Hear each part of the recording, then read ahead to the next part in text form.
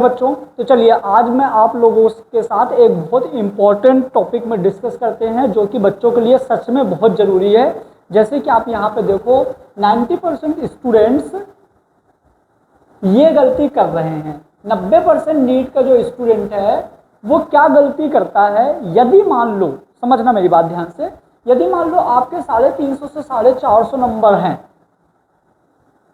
और आपको MBBS नहीं मिला, यदि आपके 350 से 450 नंबर है और यदि आपको MBBS नहीं मिला तो आप क्या करोगे? तो दो तरीके हैं, क्योंकि आपको पता है कि 1 drop, 2 drop, 3 drop, 4 drop, 5 drop बच्चा लेता है। तो दो तरीके हैं, या तो आप बार बार ड्रॉपर बनते रहो या तो आप प्लानिंग करो और टॉपर बन जाओ। तो डिपेंड करता है कि आपको ड्रॉपर बनना है या टॉपर बनना है। ड्रॉपर और टॉपर बनने के लिए बहुत सोचना समझना पड़ेगा और बहुत सोच समझ के डिसीजन लेना पड़ेगा आपको कि आपको ड्रॉपर बनना है या आपको टॉपर बनना है। टॉपर क्योंकि आपने यार 1 साल, 2 साल, 3 साल, कई स्टूडेंट 4 साल आपने वेस्ट कर दिया है। 4 साल वेस्ट करने के बाद यदि आप इस फील्ड को छोड़ रहे हो, इसका मतलब आपका 4 साल खराब हो गया, आपके 3 साल खराब हो गए। इसलिए यदि आप यहाँ पे आए हो तो आप ये देखो कि आप क्या गलती कर रहे हो। तो मैं सोचा आज इस टॉपिक में अपन कुछ अच्छा सा डिस्कस करते हैं।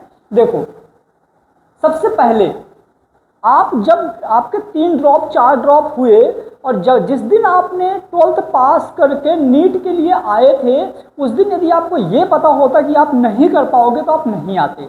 मतलब आपको उस दिन पता था कि आप ये कर सकते हो, तभी तो आप ड्रॉप लेके और नीट की तैयारी किए। यदि आपको श्योर होता कि यार आप नहीं कर पाओगे तो आप यहाँ क्यों आते? जाहिर सी बात है आते ही नहीं। यानी कि आपको कंफर्म था कि कहीं ना कहीं कि आप कर सकते हो। फिर कर सकते हो तो आपने कर क्यों नहीं पाए? तो डिपेंड करता है कि आप किस तरीके से गए। तो यहाँ पे थोड़ा बहुत मैं कोचिंग्स के लिए ले लूँगा, जैसे कोई बच्चा एलन गया, आकाश गया, PW अनअकैडमी, गुरुकुल, या और भी बहुत सारी कोचिंग्स है, बच्चा वहाँ जाता है। लाखों के नंबर में बच्चे इन कोचिंग्स में होते हैं। तो क्या सबका सिलेक्शन होता है? पॉसिबल ही नहीं है, सबका कैसे सिलेक्शन होगा। तो सबसे पहले आपको ये देखना है कि इनमें से कौन सा बेस्ट है, उसके बाद देखो। अब कुछ बच्चा, क्या तुम पे कोई मिस्टेक है? यदि आपका सिलेक्शन नहीं हुआ है, 2 ड्रॉप 3 ड्रॉप हो गए हैं, 4 ड्रॉप हो गए हैं, तो अब आपको एक चीज और ध्यान देना पड़ेगा कि क्या आप पे ही कोई मिस्टेक है। हो सकता है कि आप पे कोई मिस्टेक हो, कोचिंग बेटर दे रहा हो और आप ही कोई गलती कर रहे हो, तो ये आपको भी देखना है। मतलब आपको भी इस बारे में सोचना है कि क्या आप इतने गधे हो, क्या आप इतने काबिल नहीं हो कि नीट का पेपर निकाल लो। तो आपको इस टॉपिक में भी बहुत ध्यान से सोचना पड़ेगा। तो पहली चीज़ यहाँ पे, यदि आपको इसके लिए हेल्प चाहिए तो सबसे पहले सीनियर्स पकड़िए, जो आपके दोस्त हैं, जो आपके सीनियर्स हैं, जो MBBS कर रहे हैं, आप उनसे बात करिए कि भैया आपने कैसे किया, आप जब 0 से पढ़ाई किए थे तो आपने क्या क्या किया कि आपका नीट सिलेक्शन हुआ, और जो वो बताएं उनमें से आप अपने आप को कंपेयर करो कि आप उस चीज़ में कहाँ मिस्टेक कर रहे हो। दूसरा, आप अपने पेरेंट्स से भी गाइड ले सकते हो कि कहाँ, क्योंकि पेरेंट्स बच्चों को बहुत नोटिस करते हैं, तो ये भी आपके लिए बहुत इंपॉर्टेंट है।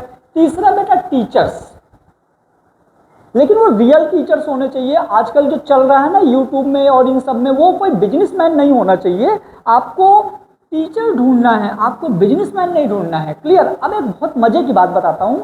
मैं भी एक कोचिंग में पढ़ाता था थोड़े साल, 2-3 साल पहले। तो वहाँ पे ना टीचर्स को एक प्रेशर होता था, जब बच्चा रिसेप्शन में आता है इंक्वायरीज लेने, तो जो बिजनेस माफिया होते हैं, जो कोचिंग के माफियाज होते हैं, जो टीचर्स को अपने जॉब में रखते हैं ना, वो लोग स्पेशल टीचर्स को एक गाइड देते हैं कि आपके पास जब भी बच्चा आए, याद रखना, यदि कोई टीचर इस चीज़ को सुन रहा होगा तो उसको जरूर ये चीज़ लगेगा कि हाँ सर सही बोल रहे हैं। तो जो ऑनर होता है कोचिंग का, वो टीचर्स को बोलता है कि जो भी यदि आपके पास बच्चा आता है और बच्चे के कितने भी मार्क्स हो, आपको उसको कन्वर्ट करना है ड्रॉप लेने के लिए।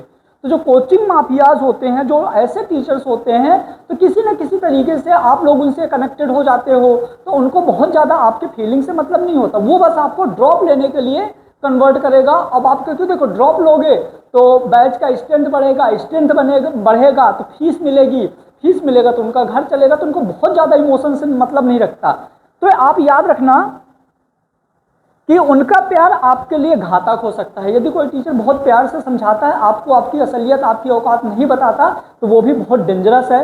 इन सब टॉपिक्स में आप एक बार सोचिए, डिस्कस करिए कि अब आपको क्या करना है। यदि आप इन सब टॉपिक में डिस्कस करने के बाद आपको क्लियर होता है तो बहुत बढ़िया, यदि नहीं होता तो एक बार आप मेरे से भी बात कर सकते हैं। जब भी मैं फ्री रहूँगा तो जो नीचे नंबर दिया हुआ है यहाँ पे आप कांटेक्ट करिए, हम आप लोगों से बात करेंगे, एक बार डिस्कस करेंगे कि हम आप लोगों के लिए और बेटर क्या कर सकते हैं। ठीक बच्चों, चलिए thank you so much, best of luck.